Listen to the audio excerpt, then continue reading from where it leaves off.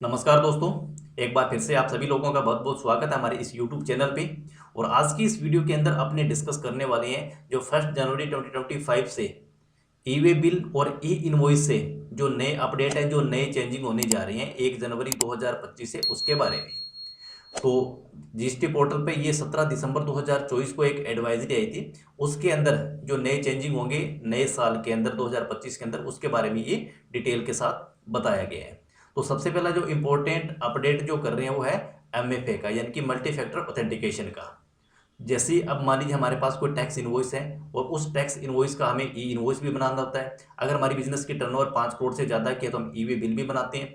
तो जैसे ही अपने पोर्टल पे जाके ई वे बिल के लिए या ई इनवॉइस के लिए लॉगिन करते हैं तो वहाँ पर अपने यूज़र नेम, पासवर्ड और कैप्चा डालते हैं और हम पोर्टल पे लॉगिन होके और हमारे टैक्स इनवॉइस से रिलेटेड जो भी इंफॉर्मेशन है डाल के हम ई वे बिल और ई इनवॉइस है जो बना लेते हैं।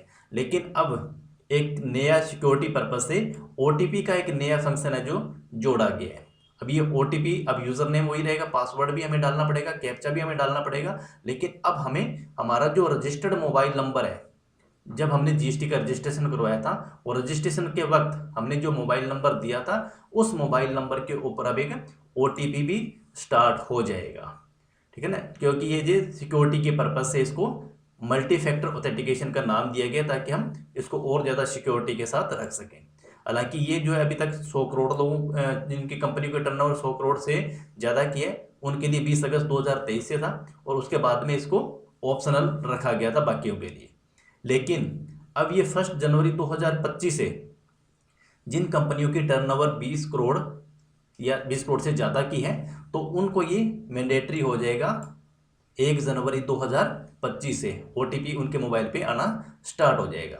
और उसके बाद में जस्ट 1 महीने के बाद में यानी कि 1 फरवरी 2025 को जिनकी जो टर्नओवर है वो 5 करोड़ से ज़्यादा की है उनको ऊपर भी ये ओटीपी वाला सिस्टम है जो लागू हो जाएगा।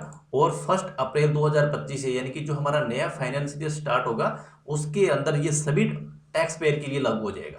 वहां पर कोई भी टर्नओवर की लिमिट नहीं है, कोई क्राइटेरिया नहीं है। चाहिए आपकी 1 रुपए की भी टर्नओवर है और आपने जीएसटी में रजिस्ट्रेशन ले रखा है तो आपको ई वे बिल और ई इनवॉइस बनाना कंपलसरी हो जाएगा 1 अप्रैल 2025 से।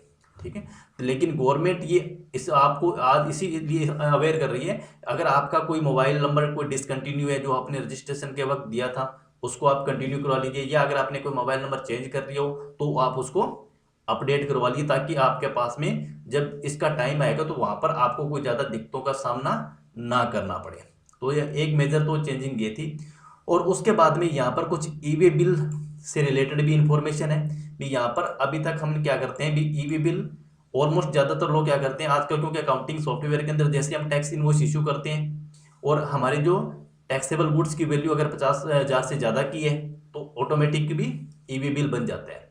लेकिन अगर अपने इसको डॉक्यूमेंट को इशू को अगर 180 दिनों का यहाँ पर एक टाइम लिमिट दिया गया है, यानी कि अगर आपने generation of E way bill the restricted document date, यानी कि जो भी हमारा टैक्स इनवॉइस है उस डेट से लेके और 180 दिनों के अंदर अंदर अपने को ई वे बिल है जो जनरेट करना जरूरी होगा। ऐसा नहीं है अपने इसको जब मर्जी चाहे इसको ई वे बिल बना सकते हैं, लेकिन अब यहाँ पे एक टाइम पीरियड दिया गया है भी 180 दिन से पुराना अगर कोई आपका टैक्स इनवॉइस है तो उसका आप ई वे बिल जनरेट नहीं कर सकते। और यहाँ पर जैसा कि एग्जांपल है भी, अगर आपका कोई डॉक्यूमेंट 5 जुलाई 2024 से पुराना का कोई टैक्स इनवॉइस है तो आप उसको 1 जनवरी 2025 के बाद में उसका टैक्स ई वे बिल आप उस टैक्स इनवॉइस का नहीं बना पाओगे। तो यानी कि 180 दिनों का 6 महीने का यहाँ पर टाइम है जो फिक्स कर दिया गया है। और ऑलमोस्ट लोग ज़्यादा क्या करते हैं, जैसे टैक्स इनवॉइस होता है सॉफ्टवेयर ऑटोमेटिकली ई वे बिल है जो जनरेट कर देता है। और यहाँ पर आया है ई वे बिल को एक्सटेंड करने की। अब कई बार ऐसा भी होता है जैसे मान लीजिए हमने कोई गुड्स को मूव किया है, यानी कि हमने सप्लाई जो सेल करी है ई वे बिल हमने बना दिया, लेकिन वो जो हमारा सप्लाई है वो टाइम पे वहां पर नहीं पहुंच रहा है तो हम उसको ई वे बिल को अपनी एडिट करके उसका जो टाइम है उसको बढ़ा लेते थे। लेकिन अब ये जो मैक्सिमम जिसकी टाइम है वो आप इसको 360 दिनों तक ही अपने इसको ज़्यादा अपने कह सकते हैं भी ज़्यादा लंबा तक इसको खींच सकते हैं। 360 दिनों से पुराना जो अगर कोई आपने ई वे बिल को एक्सटेंड किए तो वो वैलिड नहीं माना जाएगा। जैसा यहाँ पर भी एग्जाम्पल दिया हुआ है भी, अगर आपने कोई 1 जनवरी 2025 को कोई टैक्स इनवॉइस इशू किए है ठीक है, तो उसको एक्सटेंड अपने ज़्यादा से ज़्यादा 25 दिसंबर 2025 तक ही कर सकते हैं, यानी कि 360 दिन, पूरे साल के नहीं, 5 साल से भी 5 दिन कम है।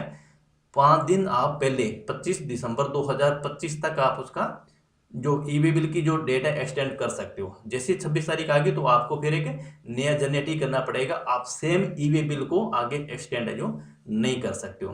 तो इसीलिए अब हमें अवेयर होने की जरूरत है। अगर हमारा कोई मोबाइल नंबर को या ईमेल आईडी जो भी हमारा जीएसटी पोर्टल पर है, हमें उसको एक बार जरूर देखना होगा भी वो हमारा ईमेल आईडी और जो मोबाइल नंबर है वो हमारे पास में रेगुलर अपडेट है या नहीं है, ताकि आने वाले टाइम में यानी कि 1 जनवरी से या 1 फरवरी से हमें आगे दिक्कतों का सामना ना करना पड़े।